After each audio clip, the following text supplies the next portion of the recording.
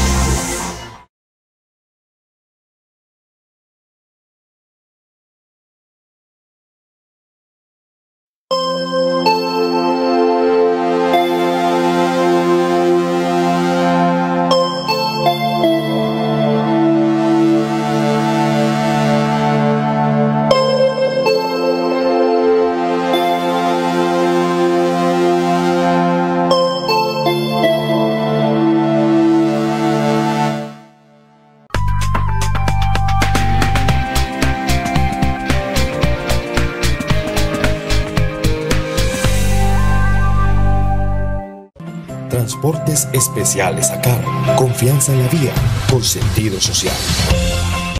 ACOGA, generadora de compromiso y confianza, promoviendo la inclusión, la integración, liderazgo y la participación del clúster de la gastronomía, la cultura y el turismo. ACOGA, Asociación Colombiana de Gastronomía. Nosotros queremos que hagas todo lo que quieres con comodidad. En Calzado Rómulo creemos en la mujer y nos sentimos orgullosos de hacer parte de sus vidas. ¡Feliz día! Calzado Rómulo. Bienestar para tus pies.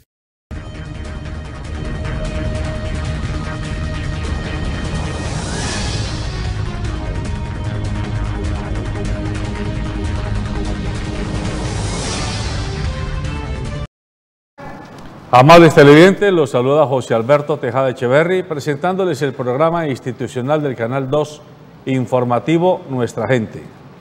Hoy estoy acompañado en el estudio por el abogado Fabio Fernando Arroyave.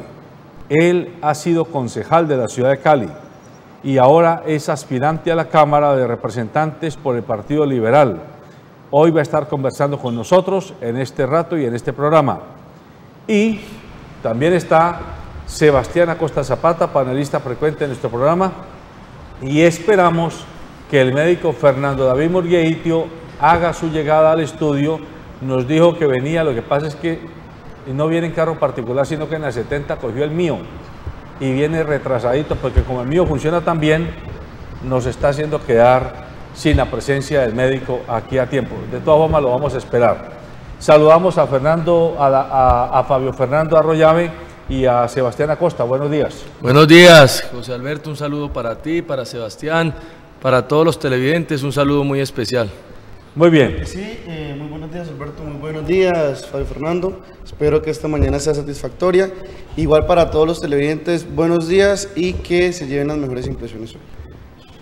Fabio Fernando Arroyave, usted fue concejal de Cali en el periodo 2012-2015.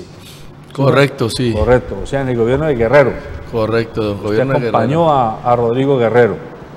Y usted dejó la aspiración al Consejo, o mejor dicho, no siguió ya en el Consejo, después pasó al Departamento Nacional de Planeación, estuvo allí haciendo algunas consultorías y asesorías, y todo indica que usted es la apuesta de su padre para que lo releve.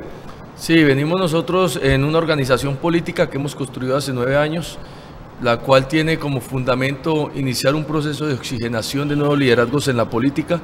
Abrir camino en el Valle del Cauca no es fácil, se está compitiendo contra estructuras de muchos años y muy fuertes. Entonces lo que hemos hecho es abrir camino, hemos tenido la oportunidad de mandar un mensaje a la comunidad de que oxigenamos con nuevos liderazgos. Es por ello que tenemos una consideración de en nuestra organización, que es no repetir curules. Por eso él estuvo como concejal de Cali en el año 2008-2012, yo en el año 2012-2015, y ahora en el Consejo se relevó con una persona que llega a oxigenar un nuevo liderazgo. Y de la misma manera lo vamos a hacer en Cámara. Él llegó en el 2014, termina ahora. La idea es que yo pueda tener la oportunidad, si los televidentes nos dan esa oportunidad, de llegar al Congreso y hacer un solo periodo, porque creemos nosotros en la renovación y creemos en la oxigenación de la política. Ya. antes de que Sebastián te haga la siguiente pregunta, permíteme te contrapregunto. Pero esa oxigenación, que me parece muy bueno como método político de participación, permitirá que, por ejemplo, cuando tú seas representante en el año 2022, ya no vas a aspirar tú, sino que alguien del movimiento de ustedes será el candidato del movimiento. Correcto, así como lo hicimos nosotros en el marco del Consejo de Cali. Muchas personas no creían que nosotros éramos capaces de entregarle esa confianza a alguien y la entregamos. El coordinador de la Comuna 14, quien nos ayudaba en la organización a coordinar esta comuna, la comuna del distrito de Agua Blanca, Óscar Ortiz, hoy es concejal de Cali. Correcto. Nos ayudó, nos viene acompañando desde la fundación de nuestro proyecto. Era un hombre que hace 9 años no conocía qué era la política y se involucró, inició con nosotros desde cero y hoy es concejal de Cali. O sea, usted con esto lo que nos está es dando un mensaje de que no vayan a crear una dinastía política de familia. Correcto, y esa es la razón por la cual muchas personas le preguntan al actual representante, mi padre, que por qué no se lanzó al Senado, si tenía todas las posibilidades de poder haber sido senador de la República. Y lo que él siempre ha manifestado es que 2 Fabio Arroyave en política son mucho, porque ya con uno es suficiente. He demostrado que vengo haciendo la tarea bien y él quiere dar esa oportunidad de la juventud, porque también nosotros tenemos una consideración. En 30 años, como lo hemos manifestado nosotros, yo tendré la misma edad de mi padre. Y lo que queremos entregar son productos que sean duraderos en la política, no productos que simplemente terminen en 2, 3 periodos y que el día de mañana tengan que dejar la organización a un lado. Por eso es importante que todas las personas sepan que lo que nosotros buscamos es la oxigenación de la política. Y por ello, con el médico estamos trabajando en un primer proyecto que es garantizar mediante la ley que ni los concejales, ni los diputados, ni los representantes, ni los senadores puedan estar más de 2 periodos en estas corporaciones. Perfecto. Porque la idea es renovación política y oxigenación política. Me parece muy interesante esa postura de la renovación y la oxigenación, pero a mí me llama algo la atención. Usted tiene 28 años, listo, 28 años y ya tiene una experiencia y una trayectoria destacable, sí, destacada. Entonces, quisiera que usted nos profundizara sobre cómo ha sido su experiencia y cuáles fueron sus mayores logros en el Consejo, igual como asesor de Departamento Nacional de Planeación, y ahora cuáles son los proyectos futuros, aparte de esa reforma política necesaria de máximo 2 periodos en órganos legislativos y administrativos. Entonces, por favor, ¿podría usted...? Sí, pero para que no pase un discurso político, te responda la primera parte. ¿Qué hizo en el Consejo de Cali? Muy bien, dentro del Consejo de Cali, la función más importante es la del control político. Quiero darles un ejemplo para que los televidentes se coloquen en el marco de qué fue lo más importante que hicimos. A los 24 años tuve la oportunidad de ser presidente del Consejo. Usualmente los consejos, hace 20 años, Sebastián, entregan la facultad más importante que se tiene de controlar a una administración, y es la de la facultad presupuestal. Que el alcalde pueda de alguna manera hacer una movilidad presupuestal sin ir a consultarle al Consejo. Y es una facultad de los concejales que se la entregan todos los años en el presupuesto y no vigilan y no controlan. En nuestra presidencia y en nuestro Consejo logramos que por primera vez en 20 años, para que el alcalde tuviera la decisión de modificar su presupuesto, tuviera que ir al Consejo de Cali cada vez que lo iba a modificar. Esto es un gran logro, porque esto, lo que buscamos con esto es el control político, y se logró. Un segundo logro: garantizamos nosotros una política pública del mínimo vital de agua, y lo que buscamos con esto fue beneficiar a más de 800.000 personas. ¿Para qué? Para que recibieran 6 metros cúbicos de agua gratis, no como subsidio, porque nosotros consideramos el agua como un derecho fundamental. Así como estos, tuvimos diferentes tareas dentro del Consejo de Cali. No es fácil, además del control político de iniciativas como el mínimo vital de agua, entre otras, no es fácil de alguna manera uno poder tener muchas iniciativas dentro de estas corporaciones, porque hay que recordarle al ciudadano que tanto en el Congreso de la República como en las asambleas y en los consejos, José Alberto, nosotros tenemos una limitación de ley, y es que no podemos tener iniciativas ni de proyectos de ley en el Congreso, ni de ordenanzas en la asamblea, ni de acuerdos municipales en los consejos que requieran del presupuesto municipal. porque quien es el único encargado de decidir del presupuesto es el esquema ejecutivo, en el caso presidencia, gobernación y alcaldía. Entonces, muchas personas miden la gestión de estas corporaciones frente a las iniciativas o legislativas o de ordenanzas o de acuerdos. No debe ser así. La principal función nuestra es la del control político. ¿Qué hacer entonces? ¿Qué hicimos nosotros, por ejemplo, para que el mío funcionara bien? ¿Cómo controlamos a la administración? Entonces, allá hay que recordarle a los caleños que en el 2014, cuando se iban a regalar los 57.000 millones de pesos, que nos pidieron autorización a nosotros para hacerlo, este concejal les dijo que no entregaran los recursos de los caleños al sistema de transporte masivo mío, porque era un hueco sin fondo, porque eso no era la solución definitiva, y sin embargo el alcalde tomó la decisión de enviar esos recursos. Esas son las decisiones que nosotros tomamos desde el Consejo de Santiago de Cali, entre otras, como por ejemplo apoyar y plantear la política pública del desarme en la ciudad, que es una política que nosotros la dejamos creada dentro del marco de la administración del doctor Rodrigo Guerrero. Ya la aplicación, pues obviamente es competencia del alcalde, pero nosotros creamos la política pública del desarme en toda la ciudad porque creemos en que en una ciudad donde hay cero tolerancia no pueden haber armas. Y así entre otras políticas y entre otros acuerdos. Candidato a la Cámara. Además de la decisión personal de su padre de que él promueve el relevo generacional, primero a partir suyo y después a partir de otro miembro de su movimiento, no basta con eso, con esa voluntad personal del papá que quiere que su hijo vaya a la Cámara. También necesitamos saber qué tiene Fabio Fernando Arroyave como promesa de valor a los ciudadanos para que sea elegido usted por los ciudadanos como candidato, como representante de la Cámara. Si se elige Fabio Fernando Arroyave como representante de la Cámara por el Partido Liberal, ¿qué pueden esperar los vallecocanos de usted? Primero, pueden esperar de un joven con experiencia, que a su corta edad, a los 28 años, ha tenido ya 8 años de experiencia en lo público, en distintos cargos y en importantes cargos. Segundo, conocimiento de la región, conocimiento del país. Al haber estado en el Departamento Nacional de Planeación me permite conocer el país en su integridad, cómo funcionan las instituciones y de qué manera podemos trabajar nosotros para que al Departamento del Valle del Cauca le vaya bien. Tercero, conoce las problemáticas que viven desde las ciudades hasta nuestro país a nivel nacional. ¿Por qué? Porque nosotros tenemos el entendido de trabajar sobre unas políticas muy puntuales que nos permitan mejorar la construcción de paz que estamos nosotros en la búsqueda en este país. ¿A qué le vamos a apostar? ¿Qué es lo que el ciudadano quiere escuchar? Primero, le vamos a apostar a tener una educación digna.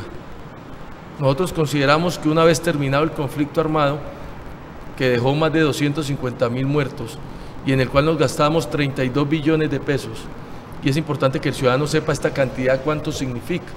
El presupuesto del departamento es de 2.3 billones de pesos al año. Quiere decir que con lo que nos gastábamos en guerra, podríamos mantener este departamento durante 15 años. Es evidente que en La Habana no se firmó la paz, se firmó la terminación de un conflicto armado, pero sí nos va a dar la oportunidad, si elegimos bien, ¿sí?, de poder destinar estos recursos a construir paz. ¿Cómo se construye paz? Educación digna. ¿Cómo se construye paz? Salud digna. ¿Cómo se construye paz? Empleo digno. Y en estos 3 esquemas tenemos propuestas.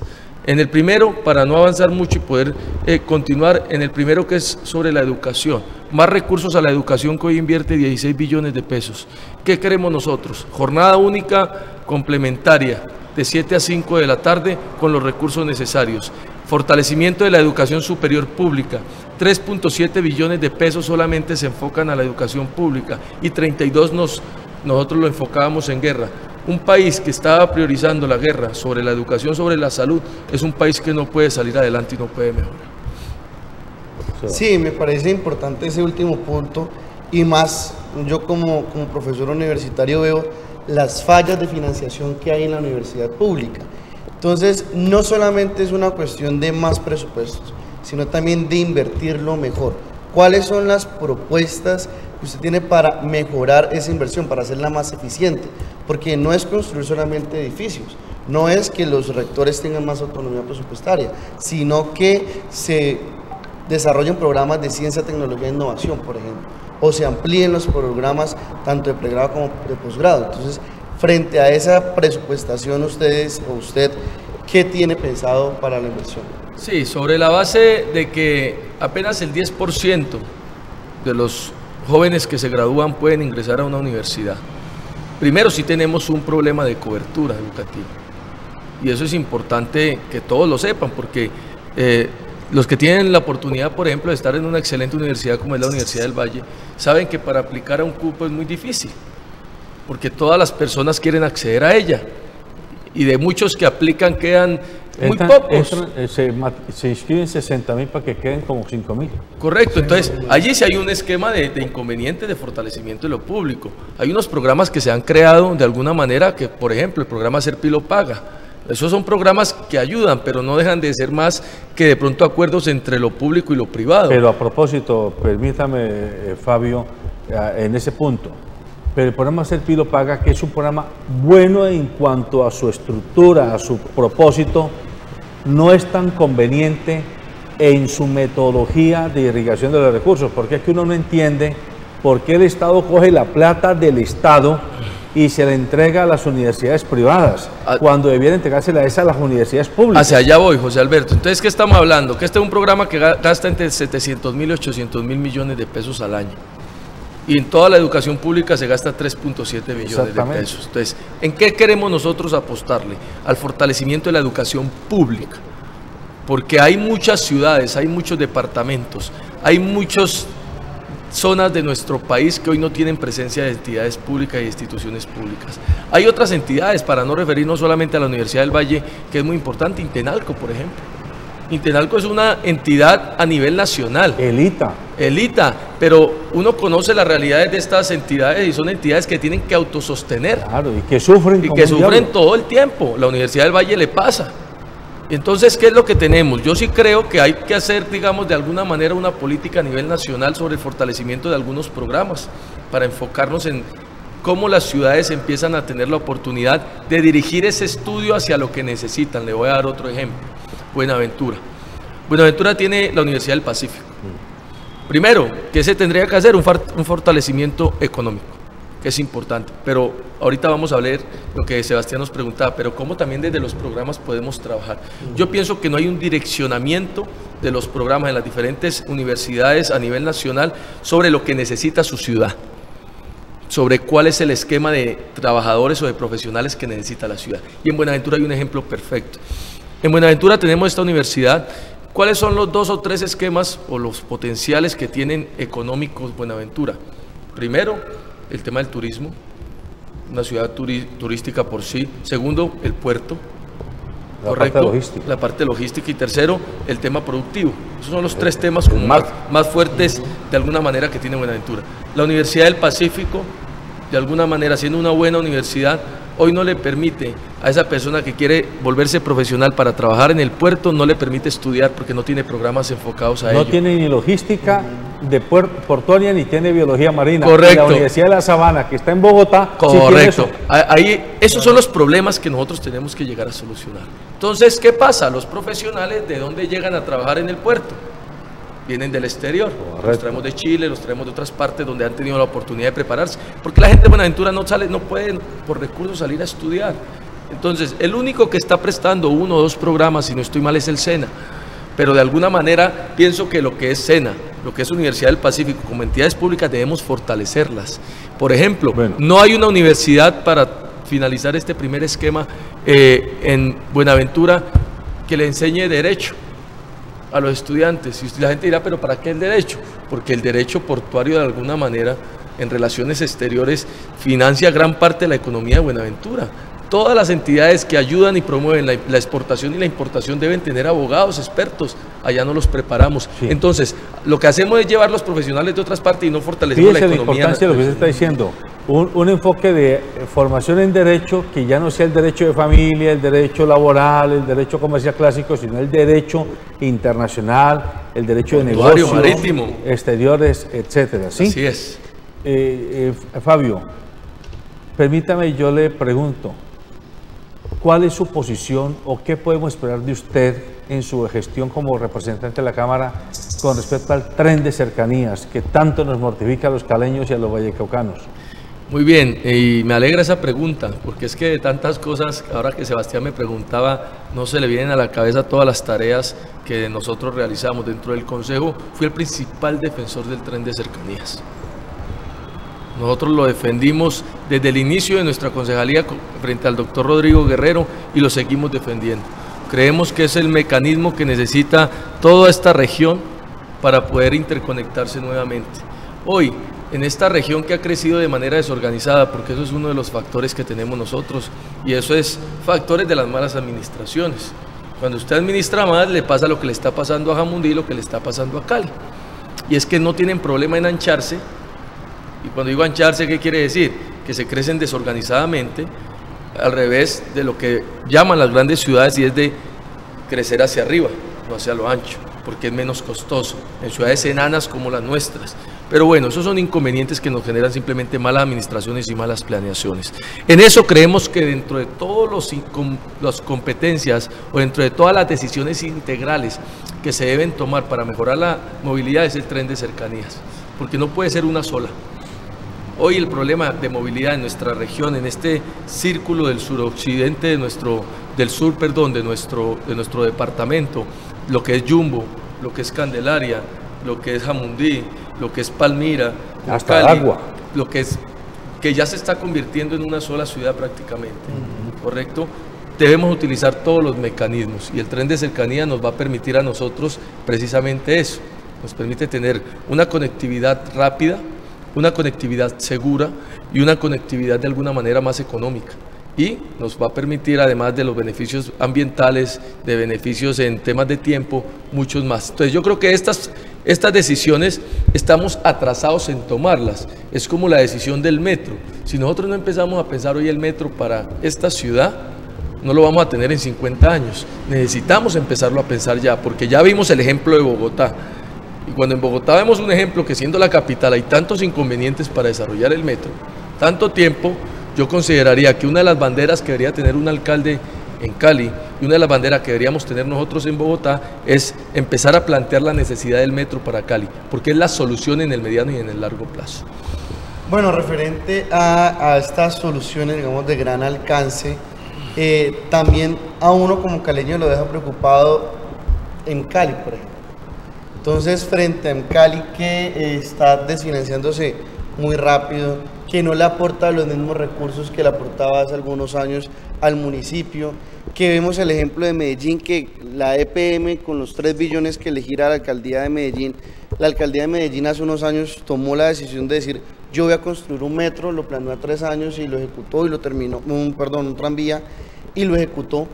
Entonces, frente a eso, ¿cuáles son las propuestas que hay frente a hacerle mayor control político, mayor seguimiento o bajar mayor recursos para fortalecer en Cali? Sí, yo pienso que de alguna manera el trabajo de nosotros, y es algo que yo he venido defendiendo, hoy nos han vendido y se ha estigmatizado lo que denominan mermelada en el país. Y lo han estigmatizado simplemente por el hecho de confundirla con la corrupción. Hoy, cuando se entrega un contrato, sea recursos del gobierno nacional, regional o local, es corrupción cuando se entrega un contrato a los amigos de manera directa, incumpliendo las normas y las leyes contractuales. Eso es claro para todos los colombianos. Lo que han llamado mermelada, ¿qué es? Son los apoyos que se dan a los parlamentarios para que traigan a sus regiones. Y yo defiendo esta posición porque es que en un país, José Alberto, que se encuentra descentralizado fiscalmente, en responsabilidades y centralizado fiscalmente, para que el ciudadano más o menos entienda qué es lo que quiero decir. Todas las responsabilidades las tienen los municipios y los departamentos, pero toda la plata está en Bogotá. Un país de esta manera, para poder funcionar en sus regiones, hasta no cambiarlo en su estructura, necesita tener representantes y senadores que traigan recursos a la región. Y eso es una pregunta muy importante, porque es una de mis principales propuestas. Trabajar de manera directa para que los recursos lleguen al Valle del Cauca y no se vayan para otros departamentos. Más de 500.000 millones el Departamento del Atlántico gestionó el gobierno nacional el año anterior. Nosotros creo que no llegamos ni siquiera a la tercera parte. Nos está faltando gestión y ha sido el mejor año. Nos está faltando gestión y una de las apuestas que yo tengo para muchas decisiones en el largo plazo, como son el metro, el fortalecimiento de algunas entidades, es seguir bajando estos recursos. Se debe entender que cuando uno baje los recursos, pues deben ser bajo el cumplimiento de las normas contractuales. No debemos revolver las cosas. Corrupción es corrupción aquí en Bogotá, en todas partes, recursos nacionales, locales, pero gestión de recursos es nuestra tarea y nosotros tenemos que ir a defender. Hoy la vía Cali-Candelaria se logra hacer porque consiguieron 25.000 millones de pesos en recursos nacionales, o si no, no la podríamos tener porque Candelaria no tiene los recursos para hacerlo. Frente a Cali, rápidamente, lastimosamente, cuando llegaba el gobierno del doctor Rodrigo Guerrero y el doctor Armitage, nos vendieron la idea de que en Cali la podíamos de alguna manera salvar como venía. Hoy en Cali tiene grandes inconvenientes que no nos permiten compararla con lo que es la EPM, y es una razón sencilla. EPM produce energía. Nosotros la compramos y simplemente somos intermediarios de la energía y estamos sujetos a los valores de la bolsa. Una empresa que tenga esa dinámica es una empresa que nunca va a tener igualdad de condiciones frente a lo que es EPM. ¿Por qué pasó eso? Porque tuvimos 15 años intervenida la empresa y no hicimos un plan de inversión, en donde hoy todavía no lo tenemos. Porque hoy, después de 5 años, pues eso es, ¿qué es lo que pasa con estas empresas que piensan en día a día? Se dedican a resolver problemas laborales, se dedican a resolver problemas entonces de que el acueducto y el alcantarillado ya está obsoleta, entonces el gerente se dedica a eso. Pero no tenemos nosotros dentro del marco de esta empresa quien piense cómo garantizar, por ejemplo, que en eso se ha trabajado un poco más para tener agua en 200 años. ¿De dónde la vamos a traer? ¿Quién ha pensado en garantizar en hacer un proceso de reestructuración de alcantarillado? Porque hoy es un alcantarillado de más de 50 años. ¿Quién ha pensado entonces en por qué no nosotros ser de alguna manera producir energía? ¿Quién ha pensado en estos nuevos esquemas de energía renovable o de alguna manera la energía solar, por ejemplo? ¿Quién ha pensado en el marco de lo que es en Cali? ¿Está pareciendo a la plataforma de Petro en sus No, planteamientos? no, simplemente es planear. Lo que pasa es que si usted tiene un negocio, José Alberto, usted que es un hombre empresario, luchador, si usted tiene un negocio, usted se queda al margen de lo que es hoy, usted está pensando en el futuro, qué le puede brindar los recursos y hacer la diferencia. Usted está pensando en el futuro también, además de mantener bien su empresa. Si tenemos energías, por ejemplo, energías solares que nos pueden brindar unos recursos, ¿por qué no pensar entonces qué vamos a hacer para nosotros producir esta energía y poder venderla? Pero vamos a llegar, cuando todo el país esté marcado en esto, vamos a llegar nosotros a comprarle la energía a alguien que la haga para venderla. Siempre entonces, vamos a estar 10 años atrás. Siempre vamos a estar. Entonces lo que yo estoy pidiendo, de alguna manera, porque son decisiones que no nos corresponden, pero en el marco del control político uno lo puede realizar, es que en Cali, que es una empresa tan importante, debe pensarse en 20 años. Porque, claro, tenemos que solucionar 1000 y 1000 problemas. O sea, si le entiendo bien, Fabio, usted nos está diciendo que uno de sus compromisos va a ser que en Cali comience a pensar en volver a ser generadora de energía, pero no de energía tradicional únicamente, sino pensar en las nuevas energías, la eólica, la solar. Claro, ¿sí? Porque ya la energía tradicional, como de alguna manera tú la llamas, ya nos quedamos atrás, porque esa la tenemos que haber hecho de 15 años. Correcto. Cuando la EPM la planteó y la hizo y donde tuvo la oportunidad de dispararse. Simplemente vamos a hacerle acompañamiento en Cali. Si se necesita apoyo desde el gobierno nacional, la idea es hacerlo, pero también es importante que ellos empiecen a pensar en el futuro, porque yo no me le puedo meter a resolver los problemas al gerente, eso es competencia de él, necesitamos apoyarlo para que... Déjeme volteo la página. Me parece importante eso, porque eso también ha sido plataforma de estos últimos años del Partido Liberal, las cuestiones de las energías renovables, de intentar cambiar de alguna forma el modelo extractivista que ya hemos tenido desarrollando. Entonces, cuando José Alberto dice que la plataforma de Petro no, porque es que se ha monopolizado, entonces que todo lo que tenga que ver con energía verde, energía renovable, desarrollo sostenible, pues solamente tiene un abanderado. No, Humberto de la Calle, que es el representante del Partido Liberal frente a las presidenciales de este año, ha hablado claramente de eso.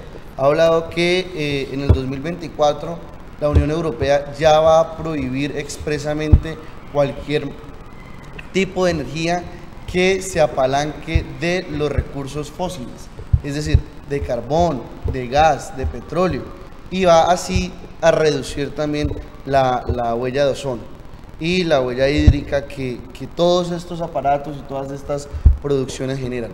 Entonces me parece importante pensarse en eso. ¿Por qué? Porque estamos pensándonos, como lo dice Fabio, a 20, 30, 40, 50 años. ¿Ya? El petróleo en Colombia ya está proyectado que en 7 años va a haber una crisis de los pozos petroleros en Colombia.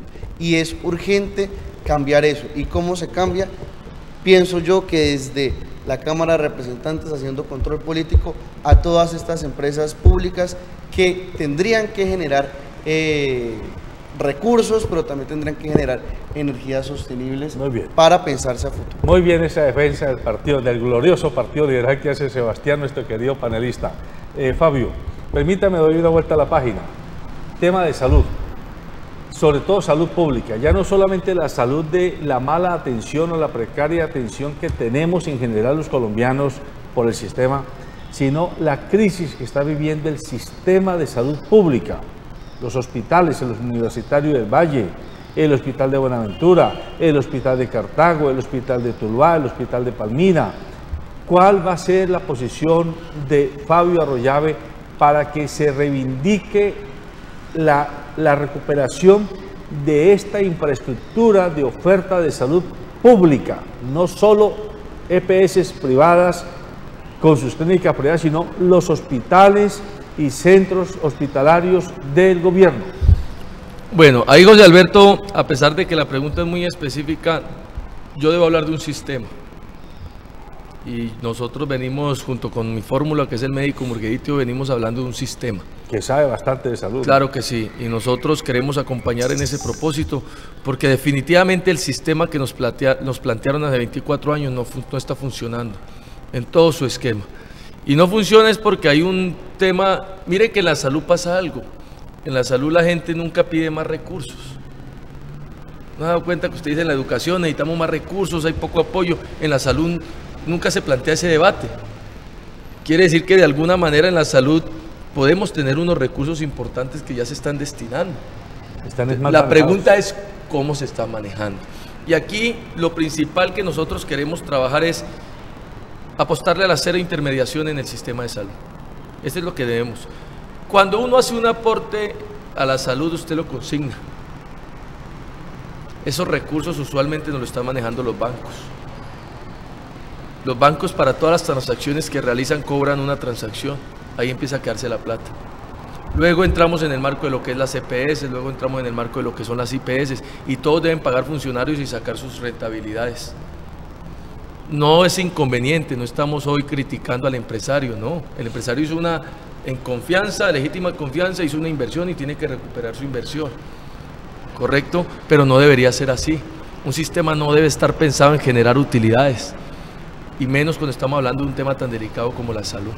Nosotros queremos apostarle definitivamente a un sistema que tenga como principal compromiso el servicio, que deje de tener los 6 intermediarios hoy donde se está quedando la plata y donde la poca plata que queda es para comprar medicamento y para la atención del ciudadano y para la infraestructura hospitalaria.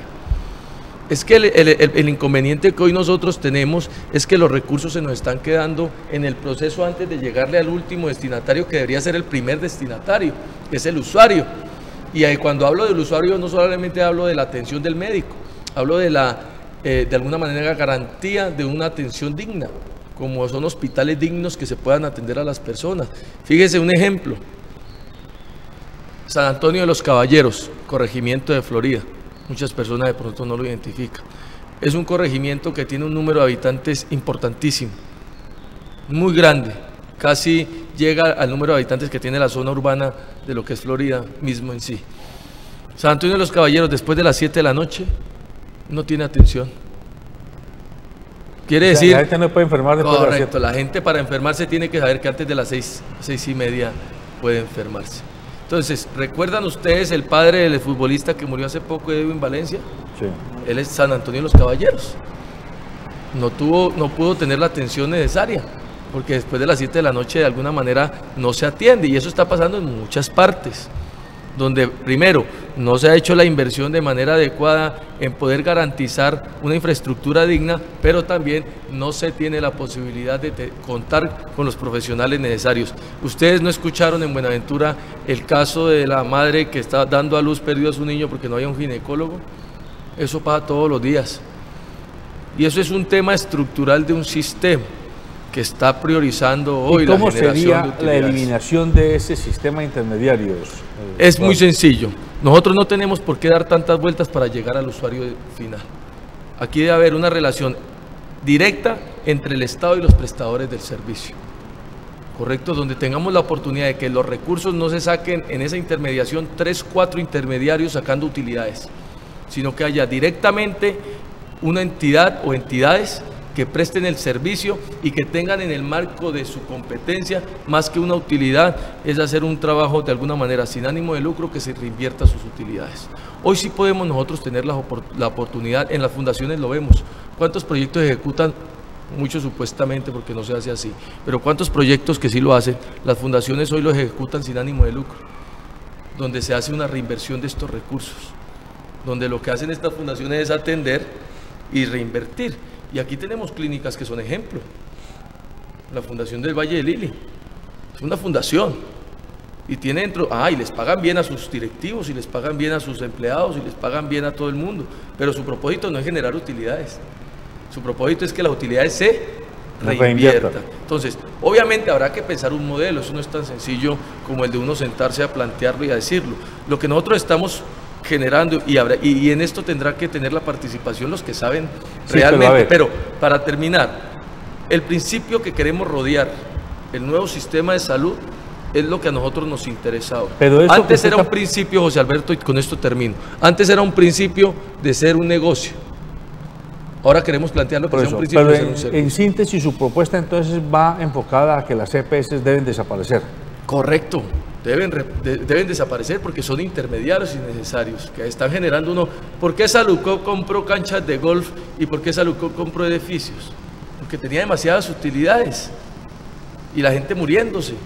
Pues claro que sí, deben desaparecer y necesitamos crear un sistema sin intermediarios, en donde los recursos vayan en un 90-95% destinados a la atención del usuario. Pero hoy no está pasando eso. Antes de llegar en esa cadena estamos viendo 6 intermediarios, José Alberto, incluido que cada vez que de la EPS se traslada a la IPS, el banco interviene. El banco es intermediario 6 veces. 6 veces. Y no solamente eso, sino que vamos más allá. Esa plata que le consignamos a los bancos es la misma plata que le prestan al ciudadano. Claro. Entonces, aquí hay un tema que se debe revisar. Me gusta que usted esté defendiendo a los bancos. Y creemos, claro que sí, es que nosotros necesitamos hoy, como lo hemos dicho con el médico, no entrar en un modelo socialista, no atacar a los empresarios, porque nosotros no vamos en esa línea de acción. Pero sí debemos un poco fortalecer lo público. Sí necesitamos nosotros tener la posibilidad de que fortaleciendo los públicos, los bancos, ya que nos metimos en el tema de manera corta, 15 billones de pesos en utilidad anual. 15 billones de pesos, casi la plata que invertimos en un año en educación. Dos reformas tributarias, hombre, dos reformas tributarias. Es un tema que se debe revisar y ya entramos un poco en el tema de las reformas, porque también es importante mirar qué es lo que está pasando y a qué le debemos apostar nosotros. Bueno, me parece importante que usted también tuvo experiencia en planeación.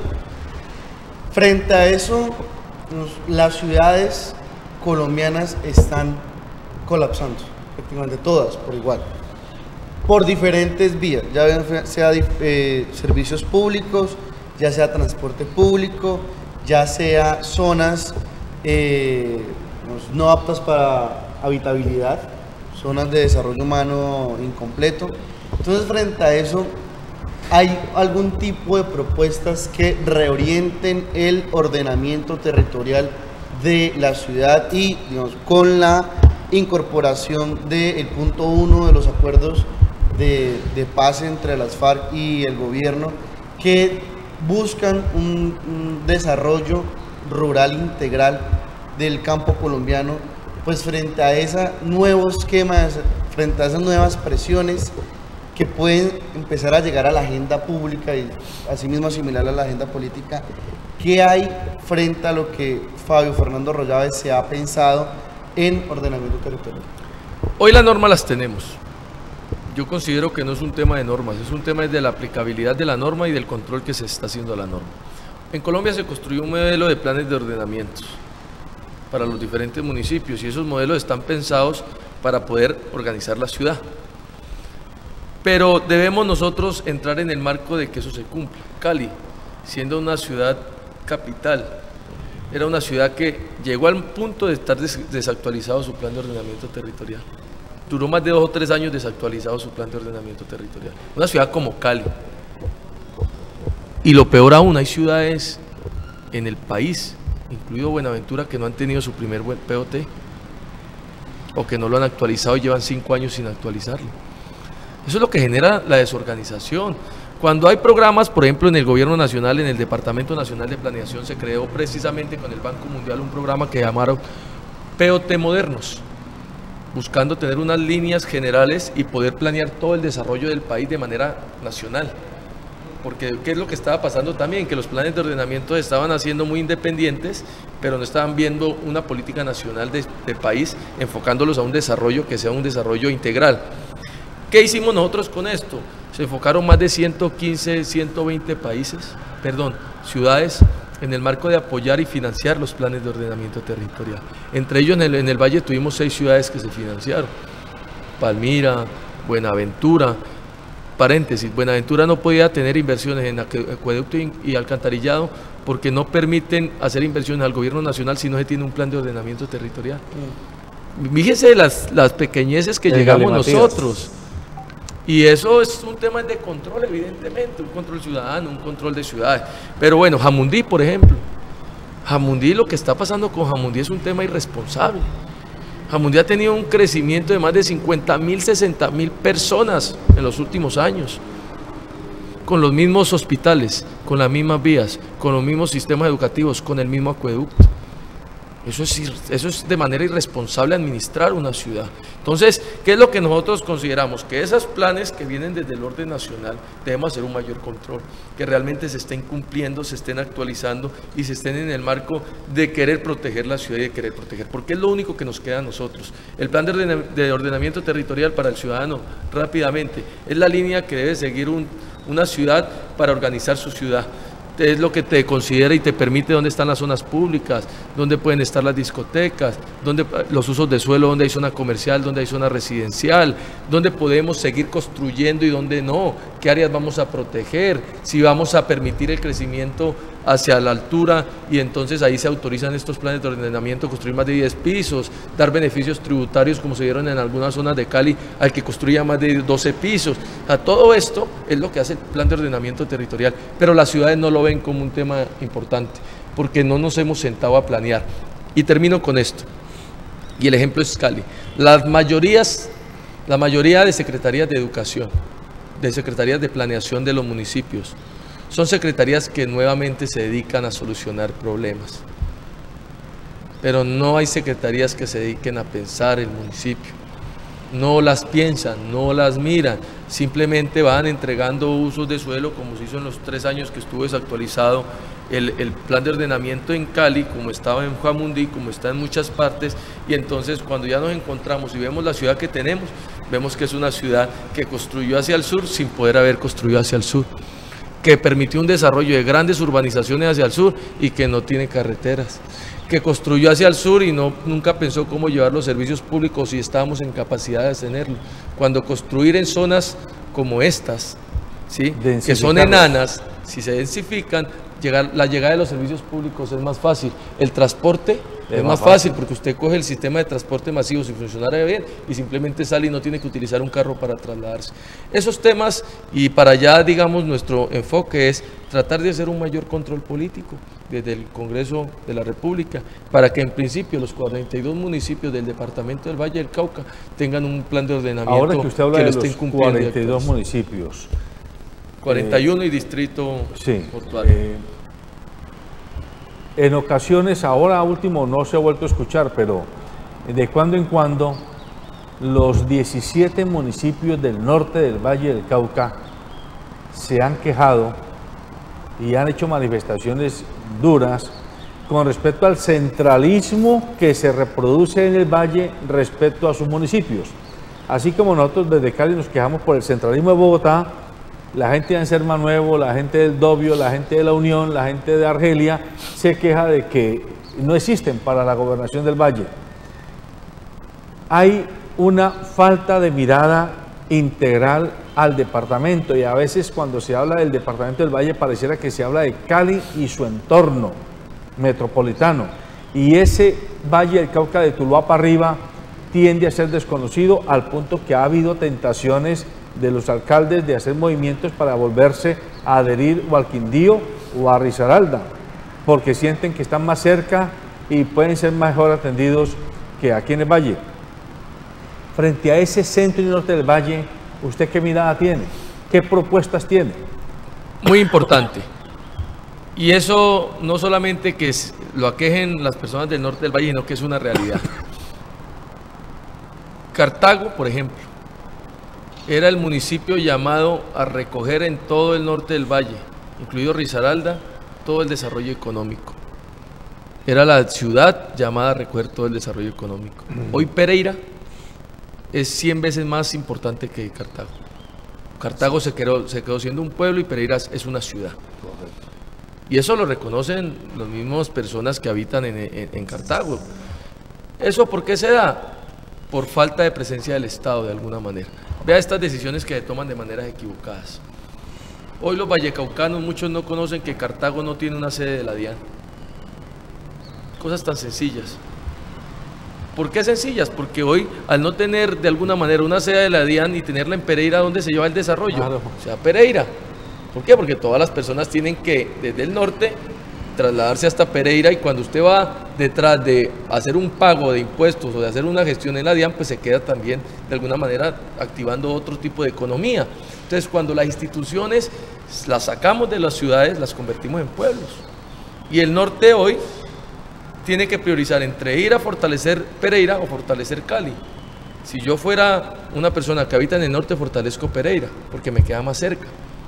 Entonces, ¿qué es lo que yo pienso que se debe hacer en el marco de lo que es el norte del Valle, que tiene una cantidad de municipios muy importantes? Lo primero, fortalecimiento de las instituciones públicas a nivel nacional con presencia en Cartago, que le permitan reactivar su economía y dejar ese centralismo absurdo. Lo segundo, que ya no es competencia nuestra, pero sí un llamado a la gobernación, es plantear una descentralización en funciones y una descentralización en atención hacia Cartago. Como hoy se hacen algunos esquemas, pero es muy pequeño.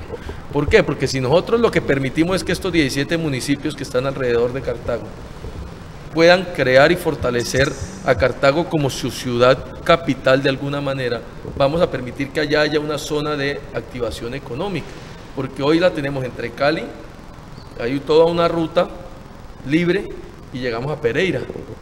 Los del centro, incluido Tuluá de alguna manera, Bugalagrande, Andalucía, nos pueden llegar a generar ese desarrollo en Cali, pero los del norte, de Bugalagrande hacia allá, los van a desarrollar en Pereira. Entonces nosotros debemos cortar eso, que no se nos salgan del departamento, no por un tema regionalista, sino porque es que el Valle del Cauca es el Valle del Cauca. Y nosotros debemos fortalecer nuestro departamento, así como lo hacen los antioqueños. Y de alguna manera eso se hace, es presencia del Estado, mayor atención por parte de la gobernación y de alguna manera mayor inversión. Porque también los políticos, y hay que reconocerlos, cuando se trata de hacer gestión de recursos, al último que miran es a Cartago. Nosotros hemos tenido una presencia importante en Cartago, queremos seguir teniéndola, quizás es una de las ciudades en donde muy pocos políticos van y colocan una fuerza importante en términos electorales, lo que hacen usualmente es irse a sacar 500 votos, 700 votos. Yo espero ser uno de los representantes más votados en Cartago, porque he trabajado para eso, he tenido presencia, he tenido constancia, sin importar si es lejos o cerca, porque consideramos que hace parte del departamento y queremos tener la representación del norte del Valle, querer esa representación y que puedan tener también representación en las instituciones. ¿Hace cuánto no tenemos un diputado del norte del Valle cuando siempre lo tenía? Claro. Pero eso, ¿por qué pasa?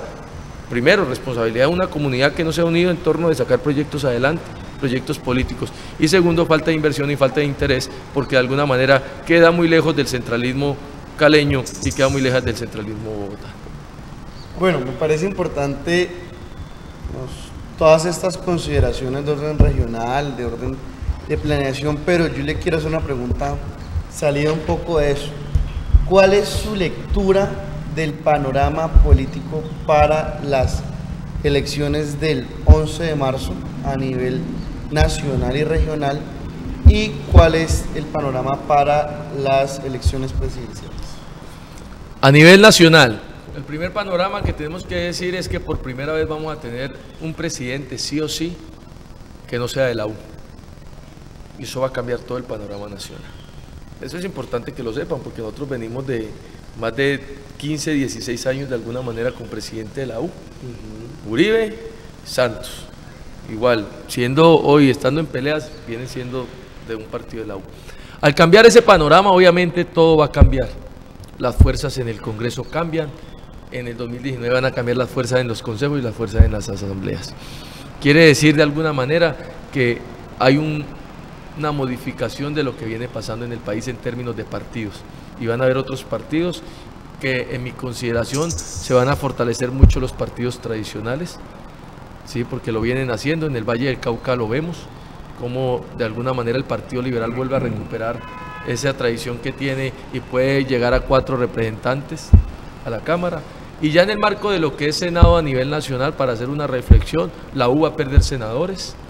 Si me hablas en términos de pronto ya un poco más políticos, en términos electorales, veo un cambio radical por tener un candidato a la presidencia fuerte en su estructura, creciendo en senadores. Veo el Partido Liberal manteniéndose en senadores. Veo un Centro Democrático manteniéndose y cayendo un poco en senadores, correcto. Y veo los partidos, de alguna manera, y no irrespetuosa, pequeños, ¿cierto? Algunos perdiendo incluso personería jurídica, porque recordemos que hay un incremento también en la cifra repartidora del 3%, ¿sí? Entonces, eso lo que va a permitir es que los partidos pequeños necesiten mayor cantidad de votos, ya no 400.000 votos y no 600.000 para mantener su personería jurídica, y puede hacer que muchos de ellos lo pierdan. Y todo eso para claridad de nuestros televidentes, porque se estima que más o menos 16 millones son los electores que se esperan, y el 3% de 16 son más o menos 500 y tantos mil votos, que sería el umbral que deben cumplir los partidos para no perder su personería. Correcto. Entonces, perdón, yo dije cifra repartidora es el umbral electoral para poder mantener su cifra repartidora. Entonces, claro que vamos a cambiar. También un panorama de cambio frente a lo que son los partidos. Veo también en el panorama nacional en las diferentes listas, a pesar de que nosotros los colombianos somos muy pesimistas, veo que en la mayoría de partidos, no en todos, hay renovación. Hay renovación dentro lo del Senado, por ejemplo. Se ven muchas personas jóvenes que vienen de la Cámara, jóvenes con un periodo, o máximo con 2 periodos, aspirando a un Senado. Y esto genera renovación. ¿Por qué? Porque de alguna manera el Senado se renovaba en un 10-15% apenas. O sea, el 10-15%, la Cámara se renovaba un poco más, pero el Senado de la República, de los 100 senadores, un ejemplo, de los 100 senadores, solamente cambiaban 15 cada periodo. En la Cámara sí se cambian más o menos 60, 65. Y eso es importante que hoy podemos tener en el marco de todos estos escándalos que hay, del temor de algunos de no participar más porque están de pronto pendientes de un tema de investigación, de muchos que lo sacaron por investigaciones. Entonces yo lo que veo es que sí hay de alguna manera renovación, puede haber un cambio político tanto en la Cámara como en el Congreso de la República. Nuevas fuerzas como el doctor Fernando Murgueitio pueden llegar al Congreso de la República. Esa oxigenación, ese cambio de fuerzas, porque 16 años de poder en un solo partido se siente, y se sienten tanto que hoy la gobernación del Valle del Cauca pertenece a la U, y se siente tanto que en la gobernación del Valle del Cauca hace más o menos 4 periodos, 5 si no estoy mal, no tenemos un gobernador liberal. Se siente bastante la presencia en el gobierno nacional de otros partidos, y eso de alguna manera lo que buscamos nosotros en el marco de lo que es el Partido Liberal es poder recuperar esas fuerzas y poder desde nuestros principios e ideología transmitirla desde el gobierno nacional, local y regional, para poder entonces así que los ciudadanos tengan un impacto. Fabio Arroyave, usted hace parte del Partido Liberal, y el Partido Liberal está definitivamente jugado por el posacuerdo, por esta transición hacia un escenario de pacificación de eso que ha sido este conflicto interno de tantos años. Pero es indudable que el país está muy polarizado, desde el punto de vista ideológico está muy polarizado, y pues yo como observador digo, tiene muy pocas posibilidades el candidato del Partido Liberal a llegar a ser elegido presidente de la República. Por lo tanto, habrá que ser realistas políticamente, y tendremos que entender que esto se va a definir por alguien de la derecha entre Germán Vargas Lleras y la coalición de Uribe, Marta Lucía y Ordóñez, o por alguien enfrentados a ellos, o por alguien de la izquierda, Petro, o la centroizquierda con Fajardo, etcétera. ¿Cuál es la posición suya, usted como político activo, frente a ese escenario presidencial? Porque es que puede haber un Congreso interesante, pero si la conducción política del primer gobernante, la primera autoridad de la República, es hacia la guerra o hacia desbaratar los acuerdos o a hacerles modificaciones que los hagan inviables, pues vamos a quedar en un punto muerto. Correcto. Lo primero es decir que bajo la disciplina con la cual estoy acostumbrado a ejercer mis cargos, acompañaré al doctor Humberto de la Calle como candidato del Partido Liberal. Teniendo diferencias muchas veces, pero eso hace parte de la democracia. Segundo, aquí considero en el esquema presidencial a nivel nacional nada está jugado y nada está definido. Hoy, si les creemos a las encuestas, que yo lo tengo que decir y lamento mucho de pronto a las que sí lo hagan bien, que yo les creo muy poco, sí, pero si vamos a creerle a las encuestas, podemos ver que ninguno pasa del 17 y 18%. Con ese porcentaje de alguna manera intención de voto, no se define presidente, ni siquiera se define segunda vuelta, porque de alguna manera, ¿qué es lo que yo pienso que se va a empezar a ver realmente cómo está el panorama? El 12 de marzo. El 12 de marzo se juega una carta importantísima a los partidos, porque créanlo o no, dependiendo de los resultados de los del Congreso y de la fortaleza de los partidos, va a determinar de alguna manera cómo va a ser el juego político. Veo una primera vuelta en donde todos los candidatos, salvo Marta Lucía Duque y Ordóñez, que ya tomaron la decisión, todos los candidatos van a llegar a la primera vuelta. Todos. ¿Por qué? Porque todos están viendo que pueden tener opciones, porque ninguno se ve más fuerte que otro, porque el que era llamado a estar muy muy fuerte, que es Valgallera, lo ven débil, porque el que veían de pronto muy débil hoy supuestamente está muy fuerte, que es en el esquema de Petro. Y yo allí en esas encuestas yo le tengo temor, porque ¿qué ha pasado desde el momento en que sacaron a Petro como principal intención de voto en el país? ¿Qué ha pasado en el país? Ha habido ataques, miedo del establecimiento. Y ataques y miedo. Bueno, nada raro que se haga una jugada para, antes de la segunda vuelta, acabar a Petro. Irlo minando. Irlo minando. Entonces, en esto hay muchas intenciones, en esto hay muchos poderes. Entonces yo considero que es difícil hacer un panorama hoy de cómo va a terminar. Siento que la izquierda cometió un error que puede costarle no poder llegar a la presidencia, porque era un buen momento, y es tener muchos candidatos de izquierda, ¿sí? Tener 5 o 6 candidatos no permiten. La derecha comete un acierto y es tener 2 candidatos nomás, que es en parte Germán Vargalleras y el que salga de esta consulta popular entre los 3 candidatos, el Centro Democrático, Marta Lucía y Ordóñez.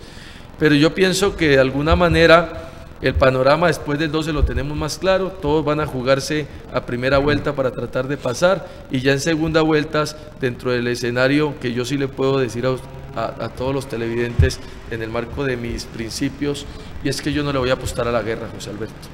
Yo soy un hombre que no le voy a apostar a la guerra, lo tengo como decisión. Sé que hay temas que se deben cambiar en ese acuerdo de paz, ¿sí? Que sé que hay temas que generan mucha discusión, pero tengo un principio de vida. No voy a financiar mediante un negocio la guerra. 32 billones de pesos donde hay muchos intereses detrás de esto, donde la gente no se ha preguntado en qué invierten esos 32 billones de pesos en su mayoría, donde la gente no se pregunta quién es el que está ganando plata detrás de esto. Y nosotros no le vamos a apostar bajo la vida de nuestros colombianos, de nuestros patriotas, de nuestros paisanos, no vamos a apostarle nosotros a la guerra. Muy bien, el tiempo se nos acabó. Agradecemos al abogado Fabio Fernando Arroyave, aspirante a la Cámara por el Partido Liberal, en dupla con el médico Fernando David Murgueitio al Senado por el mismo Partido Liberal, que haya estado conversando con ustedes y con nosotros en este rato. Consideramos que él está diciendo algo muy importante al final, en su cierre. El 12 de marzo se podrá mirar el verdadero mapa político. ¿Eso qué significa? Significa que votar el 11 de marzo es tanto o más importante que votar el 27 de mayo. Porque un presidente sin Congreso es un dictador, es un autócrata.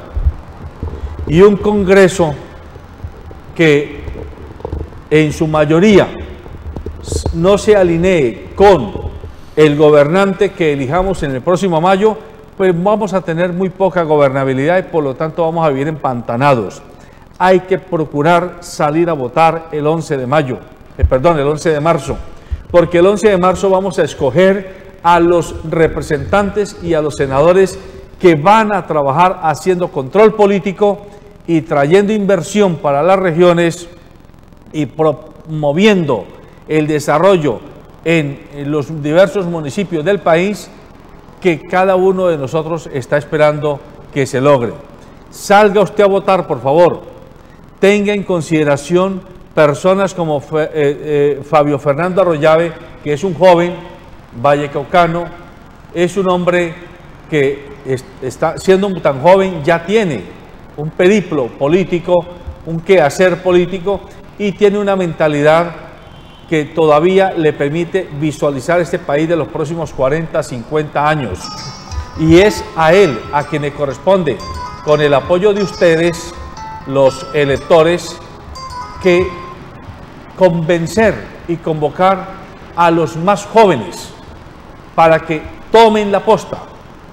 Jóvenes de 18, 20, 22, 25, 30, 35 años tienen el deber, no solo el derecho, sino el deber de tomar la apuesta de la Colombia que apenas comienza a abrir los ojos en el siglo XXI con este posacuerdo.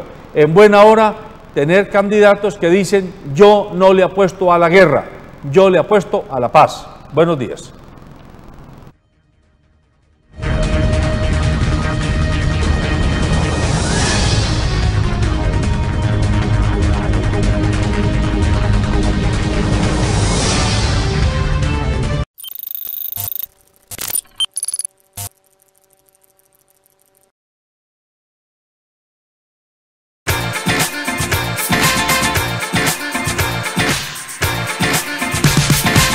Hey, estás viendo el Canal 2, el canal de nuestra gente.